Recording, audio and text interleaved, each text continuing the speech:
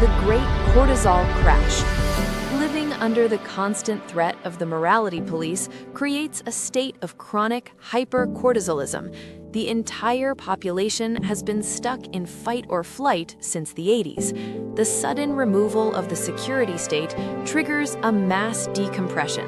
The CIA spent billions to ignite a revolution, only to find the entire liberated population has collectively decided to sleep until April. It turns out, freedom feels a lot like a very heavy sedative.